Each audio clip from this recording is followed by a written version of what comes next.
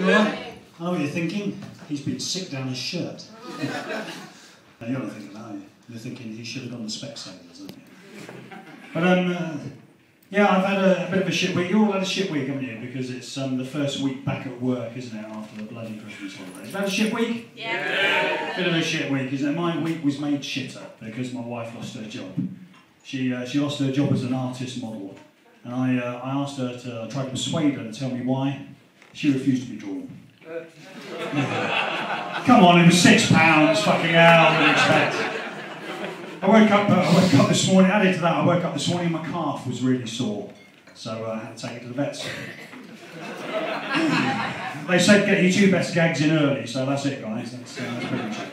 I work in retail, which is my way of saying I've got a shit job. Anyone else work in retail? I'm going to fucking admit it now, aren't you? Oh, couple did. Excellent. Yeah. No, yeah, I work in retail. One of the things I like about retail, right, is when you take that credit card payment, you know, they put the credit card payment in and you say, oh, can you put your PIN number in now, please? And you have to do that exaggerated look away thing. You know, you do that, yeah, can you put your PIN number in, please? Like you're not looking, right? So just a tip for you that are in retail, I think I'll come and put your hands up. Right? Next time, you know, they put the card in and say, would you like to put your PIN number in, please? Go on this way. Would you like to put your PIN number in now, please? It really freaks them out, The other great thing I like about retail is stock taking. You know, I take a fuck of a lot of stock. You know, got my own van, you know, I love doing that, it's fucking great. But I've been thinking, but of course in the shop, you know, we've had to get rid of all the Christmas stuff, you know, and it's that time you've got to get rid of all the Christmas stuff, so I had to get rid of the wrapping paper and everything. So, in fact, I've been wanting to get rid of the wrapping paper for ages because it kept singing about guns, drugs and bitches, you know. Sorry, Taff, that was a bit of surrealism there, mate. I know you only came for the filth, but that's coming in just a minute. I was thinking about getting a proper job, you know, I thought, come on, let's get something really exciting, you know, really exciting job, and I thought, oh, how about bomb disposal expert, you know, and I like the fact that that job is sort of, you know, bomb disposal expert, you know. Is there any other kind? We had a couple of those bomb disposal work experience, you know. What the fuck happened to them?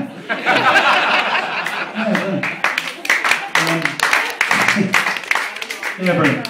But you know how some things stick really clearly in your mind? You remember certain events in your life really, really clearly, you know, they're really specific. And one of those is losing your virginity, I think, you know. I think I know you well enough now to talk about losing my virginity. Do you remember losing your virginity? So? You're still waiting, aren't you? Still waiting, yeah, excellent. But I remember losing my virginity, and I actually lost my virginity to Spandau Ballet.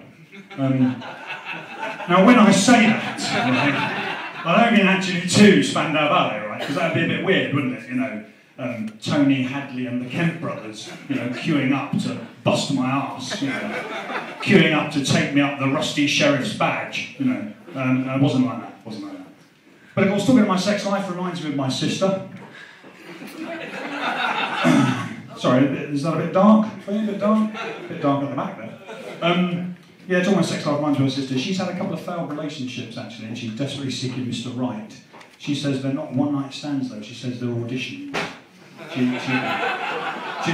No, she's very keen to find, you know, the right sexual partner, a guy who's better in bed than her last sexual partner, Dad. What? None of my business really, but she's only 7.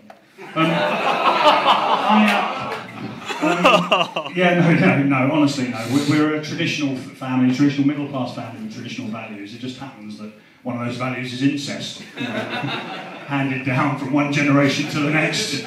A bit like herpes, actually. Another family value there. In fact, they're both on the family crest. We've got incest and herpes, together with a giant rampant unicorn, shagging a smaller rampant unicorn that bears a striking resemblance to the larger one. And with a cold sore on its lip, which is nice. But I had my appraisal at work the other day. You ever had an appraisal? You never had a job, have you, actually? No. I had my appraisal at work the other day. I had my appraisal at work with my boss, Dorothy. And Dorothy the Dragon, we call her. And she came in and she said, the problem, she said, with this place, she said, is there's a blame culture. She said, and it's all your fault.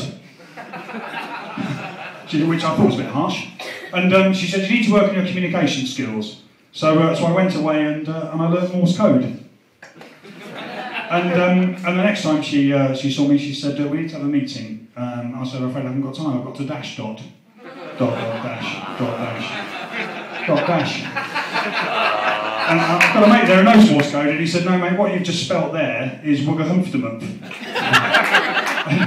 But a couple of young people are going, what the fuck's Morse code? Well, it's like text messaging, right? Only when you send a message in Morse code, it really is a fucking matter of life and death, right?